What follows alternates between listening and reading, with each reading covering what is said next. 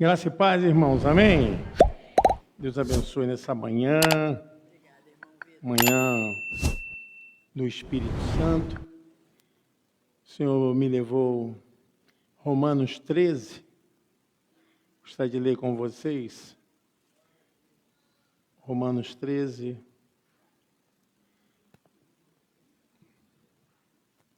Toda alma esteja sujeita às autoridades superiores, porque não há autoridade que não venha de Deus, e as autoridades que há foram ordenadas por Ele. Por isso quem resiste à autoridade, resiste à ordenação de Deus. E os que resistem trarão sobre si mesmos a condenação. Porque os magistrados não são um terror para as boas obras, mas para as más. Queres tu, pois, não temer a autoridade? Faz o bem e terás louvor dela, porque ela é ministro de Deus para o teu bem. Mas se fizeres mal, teme, pois não traz debalde a espada, porque é ministro de Deus e vingador para castigar o que faz o mal. Portanto, é necessário que estejais sujeitos, não somente pelo castigo, mas também pela consciência. Por essa razão também pagais tributos, porque são ministros de Deus, atendendo sempre a isto mesmo. A quem imposto, imposto, a quem temor, temor, a quem honra, honra. Portanto, dai a cada um que deveis, a quem tributo, tributo. A quem imposto, imposto, a quem temor, temor, a quem honra, honra. A ninguém devais coisa alguma, a não ser o amor com que vos ameis uns aos outros. Porque quem ama aos outros, cumpriu a lei. Amém. Podeis assentar, irmãos. Paulo trata de um assunto diferenciado dentro da carta aos Romanos. É a carta mais judicial da Bíblia a respeito da soteriologia, da salvação. E o assunto aqui nos chama a atenção pelo princípio moral, espiritual, a respeito de estar sujeito às autoridades. Uma das coisas que eu percebo, irmãos, como isso é importante para toda a igreja, para o tecido social da sociedade, como é importante para a vida daqueles que querem receber de Deus as bênçãos, reconhecimento de autoridade. Saber quem você é e saber que Deus tem autoridades representadas neste mundo. E Paulo trata desse assunto aqui, falando para que a igreja ali pudesse estar ligada a respeito do reconhecimento dessas autoridades representativas, porque a autoridade representa Deus. E a gente tem que entender isso porque o mundo foi criado pela autoridade de Deus. Todas as coisas foram formadas pela autoridade de Deus. O princípio da palavra de Deus, lá no Gênesis, nos relata que todas as coisas foram criadas através da palavra de Deus. A autoridade de Deus representada por sua palavra. Todas as coisas foram criadas. E o trono de Deus é estabelecido através da sua autoridade, a demonstração do seu poder através dos seus sinais. Os sinais, as maravilhas de Deus representam o seu poder. Agora o mundo e o que sustenta o mundo e a organização de todo o sistema de leis, quer seja no mundo invisível, quer seja no mundo mineral, animal, todas essas coisas são mantidas pela autoridade de Deus. E nós sabemos quando a autoridade de Deus é afrontada, Deus reage. Toda autoridade, quando é afrontada, há uma reação imediata de Deus. É sobre isso que muitas pessoas não percebem. Onde há castigo, destruição, onde as coisas começam a ter dificuldades, temos que entender que a autoridade representa Deus. E quando essa autoridade é violada, existe uma rebelião, ela se manifesta para trazer a justiça de Deus. É um princípio, irmãos. É um princípio moral, ético, espiritual. Toda violação de autoridade acaba tendo responsabilidade da justiça de Deus. E o apóstolo Paulo está falando tudo em relação a isso. Toda alma esteja sujeita às autoridades superiores, porque não há autoridade que não venha de Deus. E as autoridades que foram ordenadas por Deus, por isso, quem resiste à autoridade, resiste à ordenação de Deus. E os que resistem trarão sobre si mesmos a condenação. É importante a gente desenhar essa linha cirúrgica de reconhecimento. Às vezes, as pessoas acham que têm autoridade porque elas são mais velhas ou que têm mais experiência. Elas se consideram autoridade porque se acham superiores, mas não foram nomeadas por Deus. Eu quero dizer que tudo aquilo que é consagrado por Deus, separado por Deus, e tem o seu espaço como ordenação de Deus, não deve ter só um respeito de reconhecimento. Diferentemente, eu reconhecer que o irmão tal, a irmã tal, é uma autoridade de Deus. E fazer isso por reconhecimento, por título. Outra coisa é quando eu enxergo isso e entendo que ali existe a autoridade de Deus e submeto a minha alma. Submeto o meu coração. O princípio muda. Tudo aquilo que contradiz essa submissão de alma, de coração, entra em conflito aquilo que representa a autoridade de Deus. E Paulo está falando justamente disso. O texto é abrangente, nós podemos ver alguns exemplos na Bíblia de pessoas que resistiram à autoridade representativa de Deus. E aconteceram justamente a justiça de Deus. A gente tem um exemplo clássico, bíblico, na historicidade da criação de todas as coisas, o caso de Lúcifer, Satanás.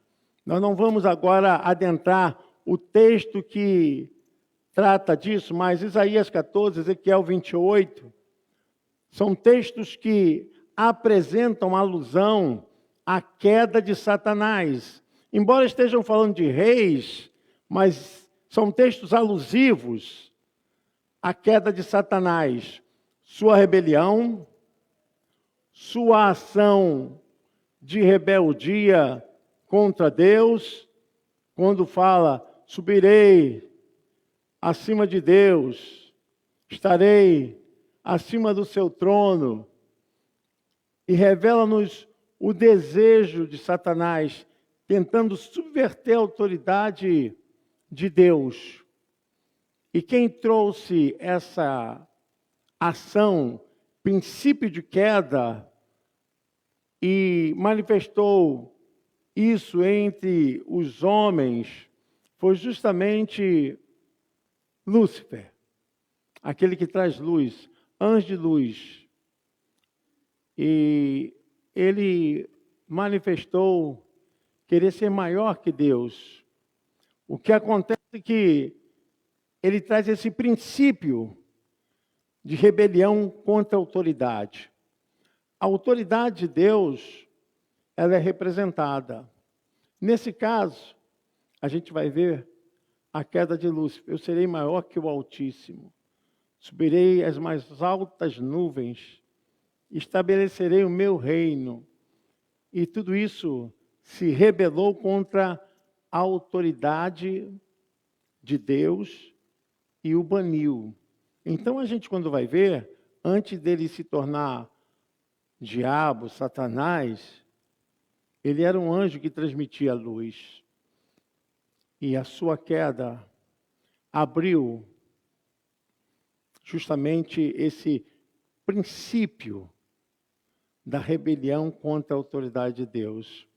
É um assunto que as pessoas às vezes não querem confrontar, não querem tratar, mas representa a sua importância no mundo espiritual, no mundo físico.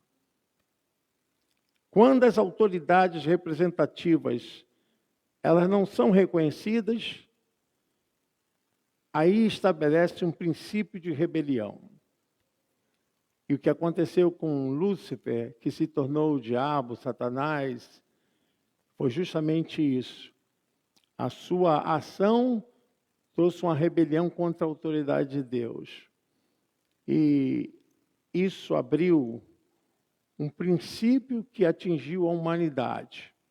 Querendo ou nós somos submissão, ou nós somos autoridade. Você tem que saber o seu lugar. Você tem que saber a importância desse princípio que rege a questão moral, espiritual, aquilo que representa Deus. E nesse caso a gente pode perceber o apóstolo Paulo tratando, porque os magistrados não são terror para as boas obras, mas para as más. Queres tu, pois, não temer a autoridade? Faz o bem e terás louvor dela, porque ela é ministro de Deus. Paulo está falando que a autoridade é ministro de Deus, desempenha o papel que representa Deus. É como se Deus colocasse ali a sua autoridade e tudo que for contra, não só por reconhecimento, mas principalmente por não ter o coração e a alma disponível à submissão a esse princípio, se torna rebelião. E a gente vai ver isso na Bíblia. Como é que aconteceram certas coisas que não puderam fugir dessa realidade. É importante que as pessoas entendam que Deus não separa pessoas por idade. Deus não escolhe pela cor. Deus trata a autoridade como Ele quer. E a gente vai perceber isso, o caso que ocorreu com Moisés, quando se levantaram contra ele. Moisés tem a autoridade de Deus. E acontece algo tremendo, que a liderança dos filhos de Israel acharam que Moisés estava mandando demais. Olha o que ocorre. Moisés havia manifestado a glória de Deus, eles tinham saído do Egito, viram o poder de Deus, mas acharam que Moisés estava demais. O que acontece é que começou a ter um certo motim.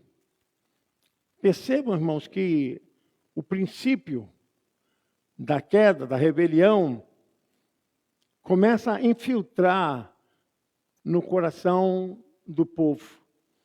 E a liderança que tinha Coré, Abirão e Datã começam a achar que poderiam estar na mesma altura que Moisés. A gente pode ler esse texto em Números 16, capítulo 2 e 3. A gente vai ver como isso acontece.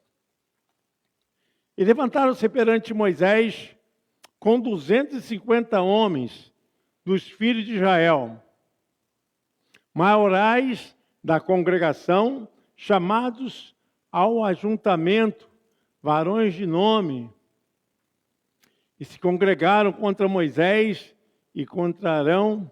Eles disseram: demais é já, pois que toda a congregação é santa. Todos eles são santos, e o Senhor está no meio deles.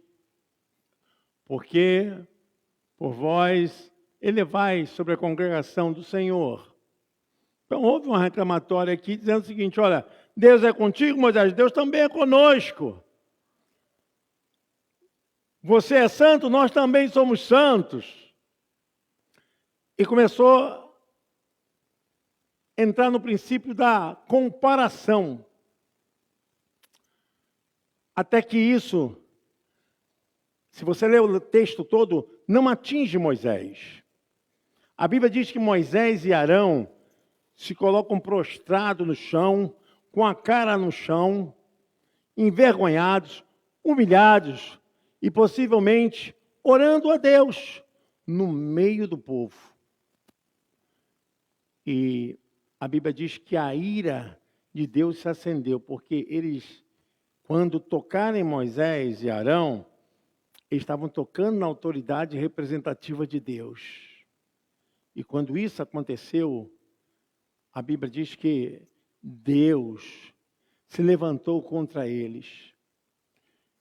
E eles manifestaram isso porque 250 homens também se levantaram contra Moisés e Arão. Se você é santo, se Deus fala com você, Deus também fala conosco. A questão toda ali não é porque era Moisés e Arão, era porque Moisés e Arão foram escolhidos por Deus. E a falta de submissão da alma, do coração, trouxe essa rebelião contra aquilo que era representativo à autoridade de Deus. E a Bíblia diz, vocês podem ler depois, tranquilamente, vão ver que a terra se abriu e os filhos de Datã, Coré e Abirão foram sugados, engolidos pela terra. E aquilo trouxe uma cena horrível no meio do povo. Porque essa condição ocorreu no meio do povo. E mais adiante o texto diz que o povo havia também se rebelado por causa dessa situação toda. E acontece mais outra rebelião. E aí foram uma situação que atingiu a todos com uma praga. E morreram mais homens. E a gente pode ver como isso é importante. Vamos ver também um caso muito específico. 1 Samuel, capítulo 15, versículo 22, quando fala ao rei Saul. Porém, Samuel disse: tem porventura o Senhor prazer em holocaustos e sacrifícios, como em que se obedeça a palavra do Senhor? Eis que obedecer é melhor do que sacrificar. E o atender melhor é do que as gorduras de carneiros. E a gente, quando lê esse texto, tem que entender o contexto. Deus havia dado uma ordem. E essa ordem foi para que os inimigos de Deus, os amalequitas, todos os seus bens, o rei Agag, fossem destruídos. Não quero entrar aqui nessa questão da destruição, mas eu quero entrar na questão da ordem de Deus. Vocês entendem isso? A ordem que Deus havia dado, ela foi desobedecida. Quando na hora, aquilo que tinha que acontecer, devia acontecer debaixo da obediência da ordem de Deus. E a gente pode ver que Saul, ele ultrapassa o limite da autoridade de Deus. Samuel havia falado. Samuel era o profeta do povo. E foi essa palavra do Senhor, dada a Samuel, a Saul, que naquela guerra não deveria ser poupado nada. Mas o que acontece? O rei Saul acha que tem ascensão sobre aqueles animais, sobre algumas coisas que poderia depois ofertar a Deus. Isso contraria a autoridade de Deus. Ele tenta poupar algumas coisas e com isso cria uma cisão muito forte. Preste atenção nisso.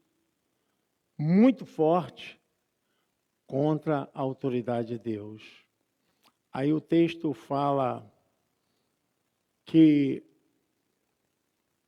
Samuel se levantou quando viu poupado os animais, poupado o rei Agag, depois que Israel havia vencido pela mão do Senhor aquela guerra.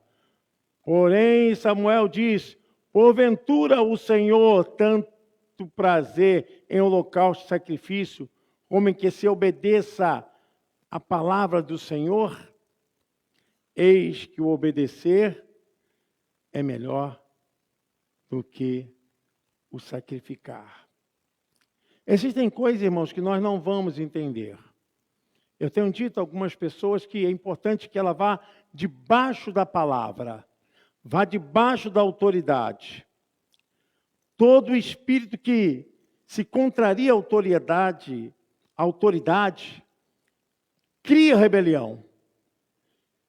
E não só pelo reconhecimento da patente, mas tem que ser algo feito da alma, como se estivesse obedecendo a Deus. E nesse caso a gente vê que Samuel alertando Saul, e ele poupa, porque vê os gados lindos, porque vê que poderia dar uma chance a Agag e sua família. E Saul, ele infringe, ele mancha a autoridade de Deus. Como isso é importante a gente analisar. Às vezes, infelizmente, nós agimos com o nosso eu, em vez de agirmos com o Espírito que Deus nos deu. Quando a gente percebe isso, a gente consegue se submeter, a gente consegue se humilhar. Não importa a questão de quem está, quem é, mas importa que é a autoridade de Deus. Você está entendendo isso? Como é importante isso? E o que acontece aqui é que Samuel se levanta, depois vocês podem ler o texto, que não dá tempo, e acaba matando Agag e destrói os animais. Por isso que o texto diz, porque é melhor obedecer do que sacrificar. Volto a dizer, muitas vezes a gente não vai entender. Muitas vezes a gente não vai entender. Mas quem disse que o entender antecede o obedecer? O entender é entender. O obedecer é obedecer. Muitas vezes a gente não consegue obedecer porque queremos entender. Mas nem sempre vai acontecer que Deus vai ter que fazer você entender para obedecer. E esse é mais um dos espíritos que manifesta entre o povo de Deus, tentando a razão, o conhecimento, para poder obedecer à autoridade representativa de Deus. Voltando a esse texto, irmãos, a gente pode ver um caso muito clássico que ocorre com Moisés, quando Miriam e Arão não reconhecem a sua autoridade, seus irmãos. Olha que coisa. E quando isso acontece, eles acharam que tinha razão. Eles acharam que tinha autoridade para falar com Moisés. Moisés era o irmão mais novo, né? Moisés era o menor da sua casa. Mas Deus escolheu quem? Moisés ou Arão? Moisés ou Arão, igreja? Moisés. Moisés ou Miriam? Moisés. Entre Moisés e Miriam, Deus escolheu Moisés. Entre Moisés e Arão, Deus escolheu Moisés. Mas chega um determinado momento em que Miriam e Arão se acharam portentores de autoridade para repreender Moisés de algo que só pertencia a Deus. Volto a dizer, depois vocês podem ler. Números capítulo 12. Miriam e Arão se opõem a Moisés. E começam a criticar Moisés. E nessa crítica, eles falam contra a esposa de Moisés, a etíope. Eles acharam que tinha razão. Eles acharam que tinha autoridade. E falaram Miriam e Arão contra Moisés por causa da mulher cuxita, que tomara por quanto tinha tomado a mulher cuxita. E disseram, porventura falou o Senhor somente por Moisés? Não falou também por nós? E o Senhor o ouviu.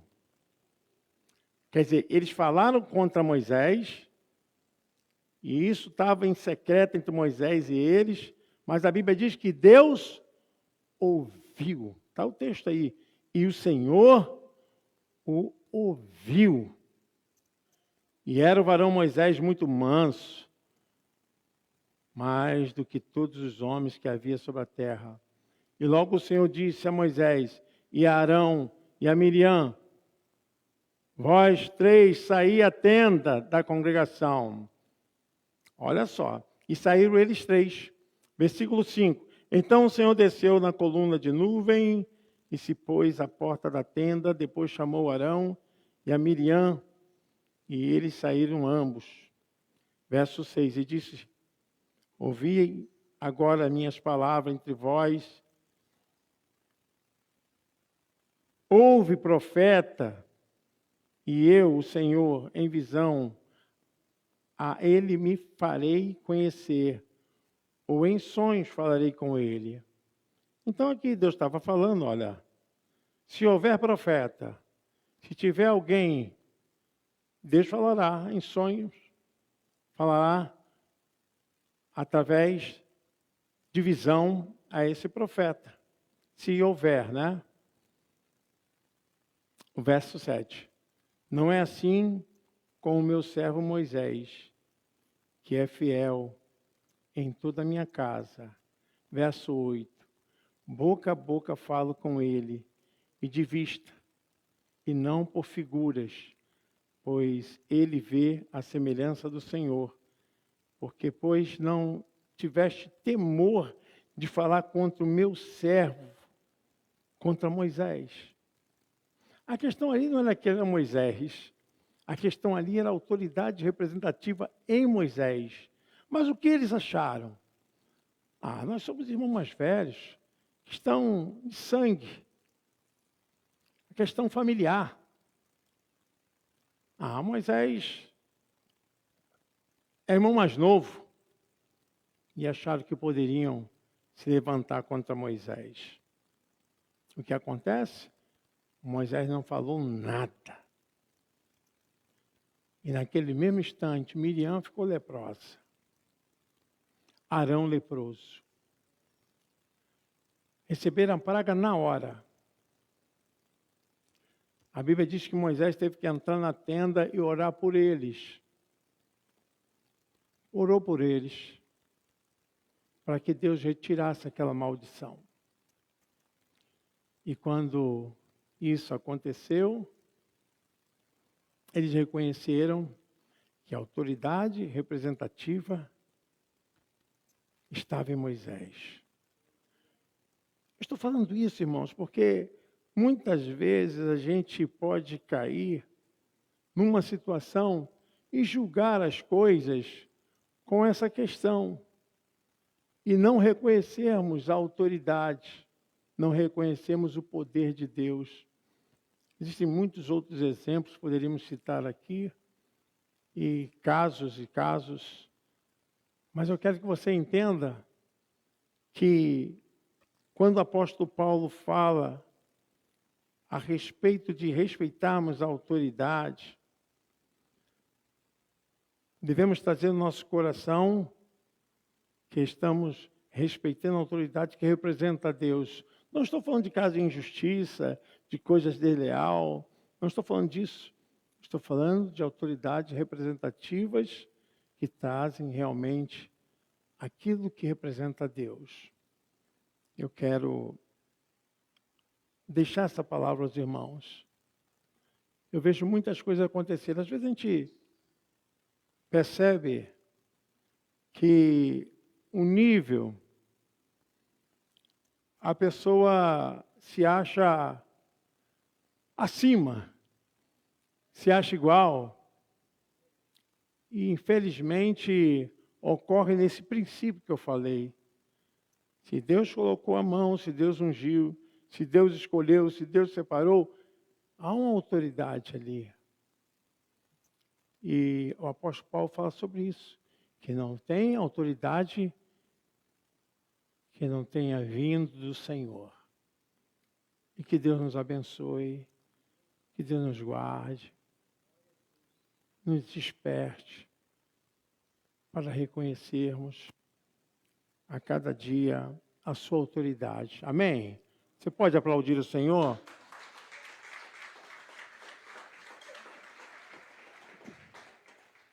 Aleluia. Irmãos, há alguns anos atrás, nós tínhamos escrito material para estudo bíblico. E nós estamos voltados à nossa denominação. Há uns 10 anos, não sei se a Cécia está aqui, acho que ainda não está. Eu tenho me levantado, não que eu não tenha errado, tá? Mas eu vim de uma denominação. A minha formação é calvinista, de início, tá? Minha formação de início. É muito importante que você saiba disso. Existe muita diferença a formação calvinista para a formação armínio-wesleyana. A Igreja Nazareno, ela tem a sua formação teológica armínio-wesleyana. E eu vou falar isso no dia aqui que nós lançarmos o nosso material.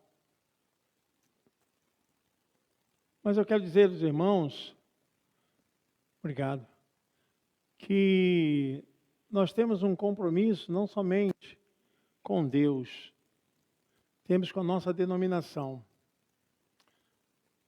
E eu tenho feito de tudo para trazer a igreja para um alinhamento. Se imagine você quando um vagão sai do trilho. Ele não volta sozinho. E nós temos feito isso. Nós somos nazarenos. O que eu me propus a fazer alguns anos atrás é justamente um estudo para mostrar qual é a linha de pensamento dos nazarenos. Não estou falando que isso é meu, isso é a teologia da Nazarena, da Igreja Nazarena no Brasil, no mundo. E eu vi, assim, opinião minha, né? Eu vi que era necessário colocar o vagão de volta para o trilho. E realmente eu pago um preço muito grande por isso. Isso faz parte. Eu creio que já estou vendo frutos disso, algumas coisas acontecendo. Nosso olhar é um olhar a respeito de continuismo, direcionamento, alinhamento. E é muito triste, né? A gente vê algumas coisas que dentro da denominação nos escapam. Não estou aqui acusando ninguém, estou falando por mim mesmo. Então, nós não somos assembleianos, nem presbiterianos, nem batistas, nem atitude, nem... Nós somos nazarenos. Amém? Você pode aplaudir o Senhor? Isso. E nós vamos tratar sobre isso, a respeito um legado de santidade. Nós estamos tratando de um assunto que vai atingir a nossa teologia. E nesse tempo de estudo, nós vamos voltar-nos para um princípio da própria igreja, do entendimento. Não estou falando aqui de soteriologia, de salvação. Eu estou falando aqui do olhar, do caminhar. Não tem nenhum problema a pessoa de outra denominação vir para cá. Como já acontece, alguns nazarenos irem para outras denominações, irem para outras igrejas. Mas o importante não é o que eles vão fazer com o que estão indo para lá, é o que nós fazemos com o que estão vindo para cá. E nisso nós perdemos muito caminho. O que eu quero dizer é que há hoje muita mistura. A gente percebe que dentro da linha dos acontecimentos, das formas, existem fases. E se você depender de algumas denominações, essas fases são diferentes com a fase de pensamento da Igreja do Nazareno. E aí acontecem como se tivéssemos muitas visões que criam confusões, né? Mas isso tem acendido uma chama. A nossa proposta é local e a gente tem visto isso, assim, um interesse muito grande de muitos pastores do distrito por esse material. Foi muito procurado. Então, nós estaremos domingo que vem realizando aqui o lançamento da nossa revista. É um material bem robusto. Nós temos